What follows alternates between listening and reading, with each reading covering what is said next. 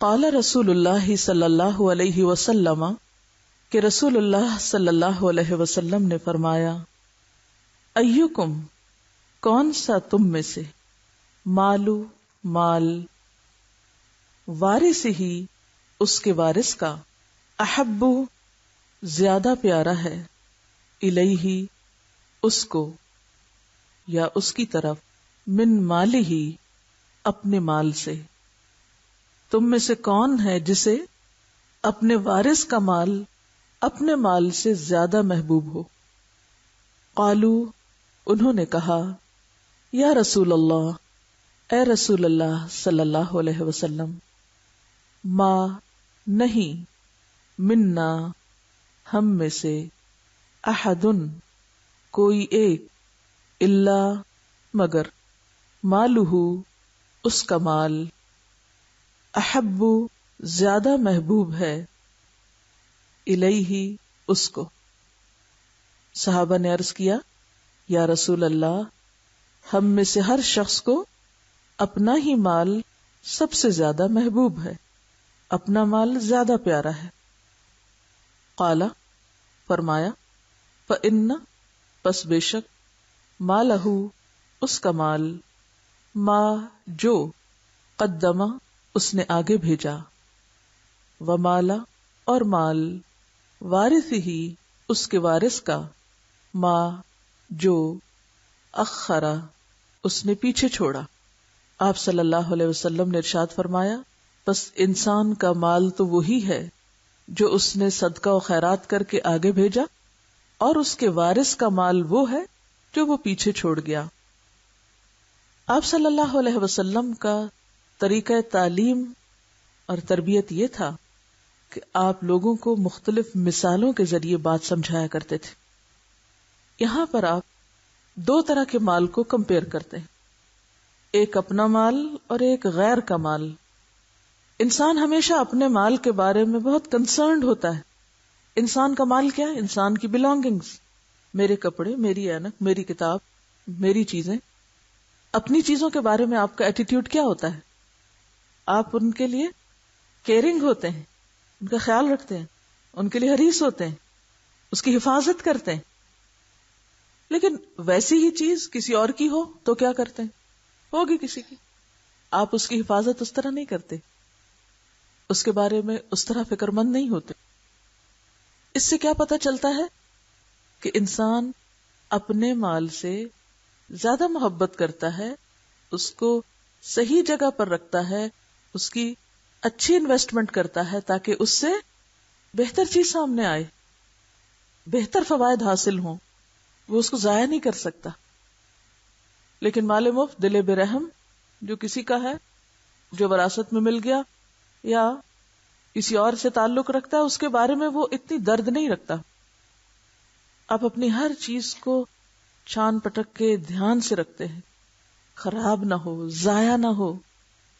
آپ نے فرمایا، پھر تم نے کبھی سوچا کہ تمہارا تو وہ ہے جو تم نے قیامت کے لیے محفوظ کر دیا، آگے بھیج دیا، آگے پوسٹ کر دیا، آگے جمع کرا دیا، جہاں اسے کوئی نقصان ہونے والا نہیں، کوئی اس کو وہاں سے چرا نہیں سکتا، کوئی اس کو وہاں ضائع نہیں کر سکتا، کوئی اس پہ ڈاکہ نہیں ڈال سکتا، وہ انتہائی محفوظ جگہ چلا گیا، جس کا فائدہ تمہیں یقینی طور پر ہے۔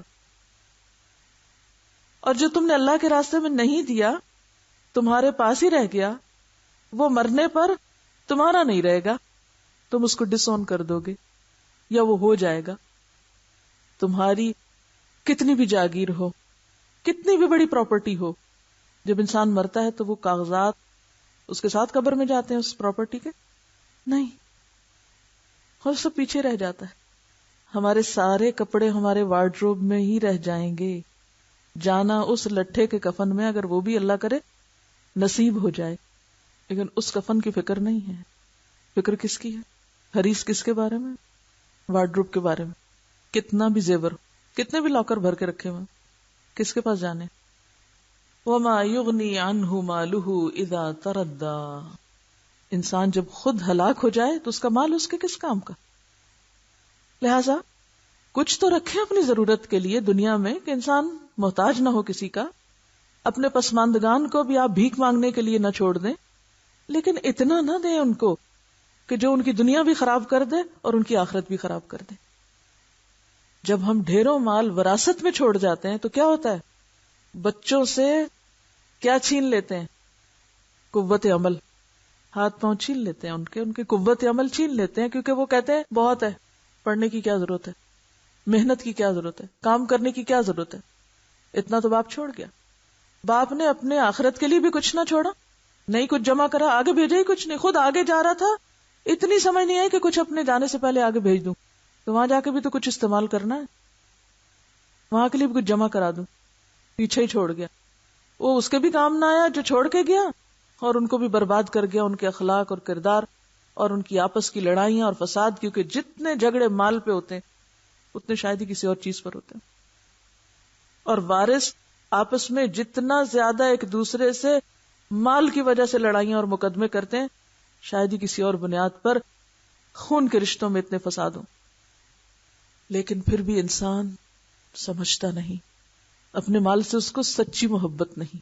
اگر سچی ہوتی تو اس کو ایسی جگہ رکھتا، ایسی جگہ لگاتا، ایسی انویسٹمنٹ کرتا کہ واقعی وہ اس کو فائدہ دیتی، اور اس نیک عمل کی وجہ سے اس کی اولاد کو بھی پیچھے سے فیض پہنچتا رہتا.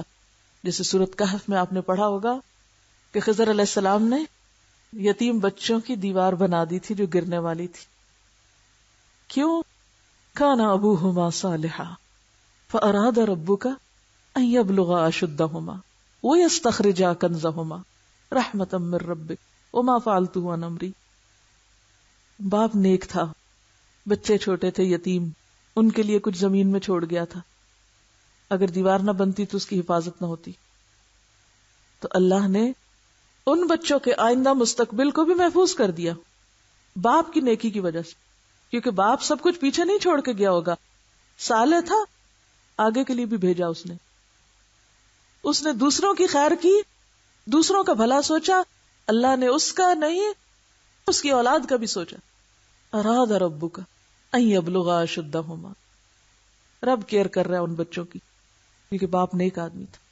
صدقہ اور خیرات نہ صرف یہ کہ انسان کی زندگی میں اس کے کام آتا ہے، بلکہ اس کے مرنے کے بعد اس کے آگے اور اس کے پیچھے والوں سب کو فائدہ دیتا، اس کے اپنے مستقبل کو اور اس کے پیچھے رہنے والوں کو، دونوں کو فائدہ دیتا ہے. رواہ البخاری، اسے بخاری نے روایت کیا ہے. وعن عدی بن حاتم رضی اللہ عنہ ان رسول اللہ صلی اللہ علیہ وسلم قال اتقوا النار ولو بشق تمرة متفق علیہ. عدی بن حاتم رضی اللہ عنہ سے روایت ہے، ان بے شک رسول اللہ صلی اللہ علیہ وسلم نے قال فرمایا، اتقو بچو، النار آگ سے بچو، ولو اور اگرچہ، بشق ایک ٹکڑے کے ساتھ، تمرتن ایک کھجور کے، متفق علیہ اسے بخاری اور مسلم نے روایت کیا ہے. حضرت عدی بن حاتم رضی اللہ عنہ سے روایت ہے، رسول اللہ صلی اللہ علیہ وسلم نے فرمایا، آگ سے بچو، خواہ کھجور کے ایک ٹکڑے کے ساتھ. یعنی صدقہ کرنے کے لیے اگر پوری کھجور نہیں تمہارے پاس تو یہ مت سوچو کہ میرے پاس تو ایک کھجور بھی نہیں، میں کیا کروں. اگر آدھی ہے آدھی ہی دے ڈالو، یا آدھی کا بھی ایک حصہ کر لو. شق کہتے ہیں بیسیکلی کسی چیز کے آدھے حصے کو، ٹکڑے کو. مراد اس سے یہ ہے کہ کسی نیکی کی چھوٹی کوانٹٹی کو یا اس کے سائز کے کم ہونے کو بھی چھوٹا نہ سمجھو، کیونکہ اللہ تعالیٰ یہ نہیں دیکھے گا کہ کس نے کتنا بڑا کام کیا. وہ کیا دیکھتا ہے کہ کس نے کس جذبے کے ساتھ کیا کام کیا. شق تمرہ، کھجور کا ٹکڑا، تھوڑا سا مال، تھوڑی سی چیز بھی. تو اس سے پتہ چلتا ہے کہ صدقہ ہر ایک کے اوپر ہے، امیر پہ بھی ہے اور غریب پر بھی ہے. جس کے پاس زیادہ ہے وہ زیادہ دے گا اور جس کے پاس تھوڑا ہے وہ تھوڑا دے گا، لیکن دینا ضرور ہے، کیونکہ ہم مختلف تعویلیں اور بہانے کر کے اپنے آپ کو معذور قرار دے دیتے ہیں، بری ذمہ کر دیتے ہیں. ہم کہتے ہیں ہمارے پاس تو کچھ ہے ہی نہیں، ہم کیا دیں، ہم کیا کریں. دیکھو ایک کھجور ہے، آدھی خود کھا لو، آدھی دے دو، جو ہے اسی میں سے دے دو، لیکن دینے والے بنو، کیونکہ وَمِمَّا رَزَقْنَاهُمْ يُنْفِقُونَ. ایمان کی سچائی اور صداقت اس وقت تک ثابت نہیں ہوتی، اللہ کی معرفت کی یاد دہانی اور یقین دہانی کیسے ہوگی جب آپ عمل کر کے دکھاؤ گے کہ یا اللہ میرا تجھ پر بھروسہ ہے کہ میں اگر تیرے راستے میں یہ دوں گا تو مجھے آخرت کے عذاب سے بھی بچائے گا اور دنیا میں بھی اس کے بدلے میں دے گا. فَهُوَ يُخْلِفُ. اور میرا آخرت پہ یقین ہے کہ آج کا میرا دیا ہوا کل کے دن واپس لوٹے گا، مجھ کو لازمن ملے گا. تو جس دل میں اللہ کی طاقت کا، اللہ کی عظمت اور اللہ کی بڑائی کا یقین ہو، اور جس کو آخرت کے بدلے کا یقین ہو، وہ کچھ بھی دینے سے وہ نہیں گھبراتا، کچھ بھی دینے سے. جب آپ دینے لگا کریں نا کچھ بھی، تھوڑی سی چیز، چھوٹی سی چیز، بڑی سی، واٹ ایور، آپ سوچا کریں یہ میں اللہ کے ہاں جمع کرا رہی ہوں، یہ ڈپازٹ ہو رہا ہے، یہ محفوظ ہو رہا ہے. اگر یہ سوچ آپ کو یاد رہے تو یقین کریں کچھ بھی دیتے ہوئے نہ آپ کے دل میں کوئی تکلیف ہوگی، نہ پریشانی ہوگی، کوئی دوسرا خیال نہیں آئے گا، اس لیے کہ یہ تو اپنے آخری اگلے گھر کے لیے آپ پہلے سے تیاری کر رہے ہیں. اس جہنم سے بچنے کے لیے ایک دیوار کھڑی کر رہے ہیں، آڑ کھڑی کر رہے ہیں، کیونکہ صدقہ آگ سے بچاتا ہے انسان کو، دنیا میں بھی بلاؤں سے محفوظ رکھتا ہے. یہ تو میں اپنے ہی لیے حفاظت کا انتظام کر رہی ہوں. بظاہر وہ کسی اور کے ہاتھ میں جاتا دکھائی دیتا ہے، لیکن وہ کسی اور کے پاس نہیں جا رہا ہوتا، آپ ہی کے بینک میں جا رہا ہوتا ہے، آپ ہی کے بینک میں ہے، کہیں نہیں ہے، آپ کا ہے. وہ مت خوف کھائیں، مت ڈریں، مت گھبرائیں، وہ آپ ہی کا ہے. اور جہاں ڈال رہے ہیں آپ، وہاں کئی گنا بڑھا کے آپ کو واپس ملے گا. پھر ڈر کیسا، پھر بخل کیوں، پھر دل کی تنگی کس لیے؟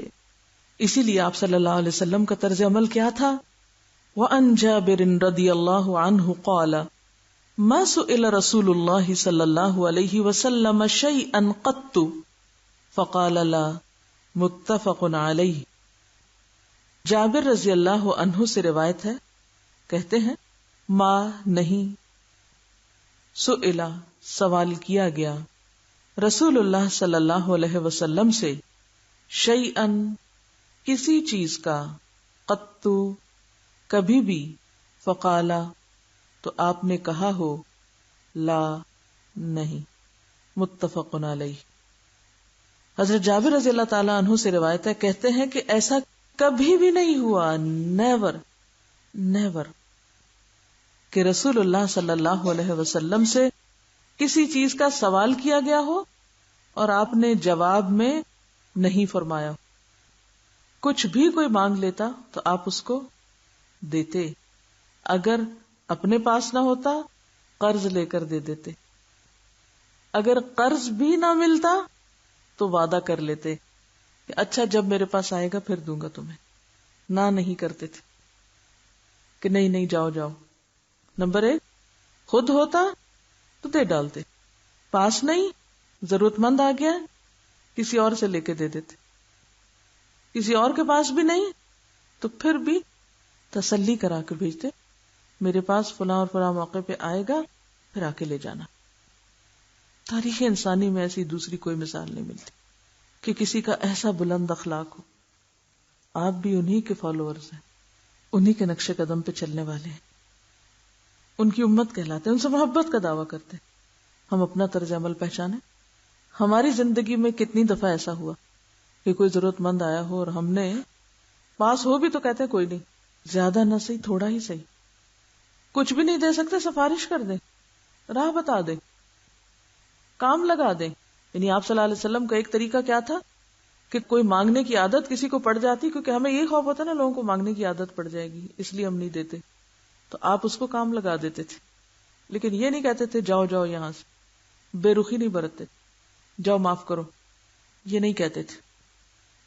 اگر آپ کے پاس کچھ مادی چیز دینے کو نہیں، اچھا بولی بول دو، اچھا مشورہ دے دو، کوئی بھلی بات کر دو، یہ بھی تو صدقہ ہے. الکلمۃ الطیبۃ صدقہ، اچھی بات بھی صدقہ ہے. وعن ابی ہریرہ رضی اللہ عنہ قال قال رسول اللہ صلی اللہ علیہ وسلم ما من یوم یصبح العباد فیہ الا ملکان ینزلان فیقول احدہما اللہم اعط منفقا خلفا ویقول الآخر اللہم اعط ممسکا تلفا متفق علیہ. حضرت ابو ہریرہ رضی اللہ تعالی عنہ سے روایت ہے کہ رسول اللہ صلی اللہ علیہ وسلم نے فرمایا ما نہیں من یومن کوئی دن یصبح کہ صبح کرتے ہیں العباد بندے لوگ فیہ جس میں الا مگر ملکانی دو فرشتے ینزلانی اترتے ہیں نازل ہوتے ہیں فیقول تو کہتا ہے احدہما ان میں سے ایک اللہم اے اللہ اعطی عطا کر منفقن خرچ کرنے والے کو خلفن قائم مقام بدلہ ویقول اور کہتا ہے الآخر دوسرا یعنی دوسرا فرشتہ اللہم اے اللہ اعطی عطا کر ممسکن روکنے والے کو تلفن ہلاکت. متفق علیہ. رسول اللہ صلی اللہ علیہ وسلم نے فرمایا ہر دن جس میں بندے صبح کرتے ہیں، یعنی ہر روز دو فرشتے آسمان سے اترتے ہیں، باقاعدہ اس کام پر اس عمل پر مقرر کیے جاتے ہیں، جو سارا دن یہی دعا کرتے ہیں. ایک ان میں سے کیا کہتا ہے اے اللہ خرچ کرنے والے کو بدلہ دے، جو اس نے کسی کو دیا ہے اس کو بھی دے. فرشتے کی دعا کیا قبول نہ ہوگی؟ اور دوسرا کہتا ہے اے اللہ روک کر رکھنے والے کے حصے میں ہلاکت کر، اس کو بھی ہلاک کر اور اس کے مال کو بھی ختم کر. اور یہ حقیقت ہے کہ جو کچھ ہم جمع کر کر کے رکھتے ہیں یا وہ گل سڑ جاتا ہے یا وہ دل سے اتر جاتا ہے، پرانا ہو جاتا ہے، نہ ہمارے کام آتا ہے نہ کسی اور کے آتا ہے. اور جو آپ نکال دیتے ہیں اللہ کے وعدے کے مطابق پیچھے سے اور آ جاتا ہے، وہاں سے آتا ہے جہاں سے آپ کا گمان بھی نہ ہو. آپ بے غرض ہو کے بے لوث ہو کے تجربہ تو کر کے دیکھیں، کیونکہ اللہ کا وعدہ جھوٹا نہیں. وَمَنْ أَصْدَقُ مِنَ اللَّهِ حَدِيثًا، اللہ سے بڑھ کر سچی بات کس کی ہو سکتی؟ کیا آپ کو اپنے رب کے وعدوں پہ یقین نہیں؟ اللہ تعالیٰ فرماتے ہیں انفق یا ابن آدم ينفق علیک، اے ابن آدم خرچ کرو تم پہ بھی خرچ کیا جائے گا. جیسا کہ اگلی حدیث میں آ رہا ہے، یہ حدیث بھی ابو ہریرہ رضی اللہ عنہ سے ہی روایت ہے. وعنہ ان رسول اللہ صلی اللہ علیہ وسلم قال قال اللہ تعالی، کہ رسول اللہ صلی اللہ علیہ وسلم نے فرمایا اللہ تعالیٰ فرماتا ہے. ایسی حدیث قدسی کہلاتی. کیا فرماتا ہے؟ انفق خرچ کر، یبن آدم اے آدم کے بچے، کیا فائدہ ہوگا تجھ کو؟